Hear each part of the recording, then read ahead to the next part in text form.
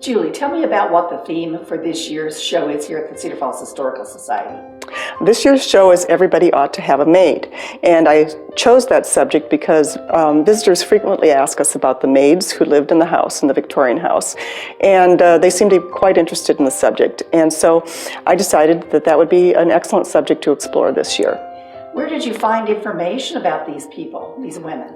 Well, unfortunately, we don't have any diaries or personal narratives from the women who served as servants in Cedar Falls, so I relied heavily on the census records and on contemporary newspaper articles, and you can actually find a great deal of information that way.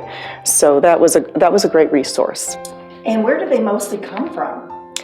They came from a wide variety of places. Some of the young women came in from farms surrounding Cedar Falls. They needed an economic opportunity. They wanted to be paid for things that they weren't being paid for at home. We also have a large Danish population in Cedar Falls, and those newly immigrated women, it was an opportunity for them to learn English and to hone their housekeeping skills. Then, of course, there were plenty of women who came from other states in the United States. And what was the average age?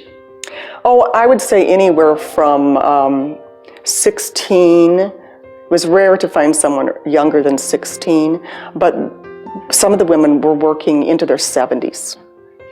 How many servants did the Victorian house have? The Victorian house had one servant at any given time. There's a maid's quarters upstairs, and I have found no evidence that they had more than one servant at a time. Now, her role was to also help the woman of the house. Right.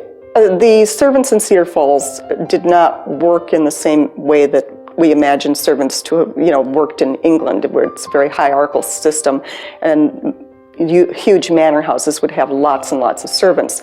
People in Cedar Falls had perhaps one or two servants, and those servants would generally work with the woman of the house to get the tasks done that needed to be done. And tell me just a little bit about how much were they paid? Well, they weren't paid a great deal, and what I found very interesting was how their salaries would not stretch very far. If they were looking to purchase clothing, it could take them 6 months to save up enough money just to purchase a dress through like the Montgomery Ward's catalog. So yeah, it wasn't a particularly remunerative occupation.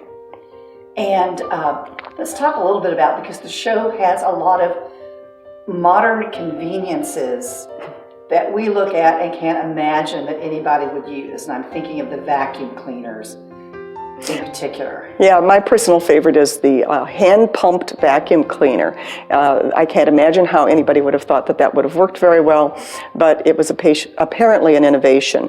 Carpet sweepers, we've got a number of those on exhibit, and of course the other types of soaps and powders and things like that that were used to keep the house clean. Washboards, all those types of... Bar soaps from Lye. Yes, exactly.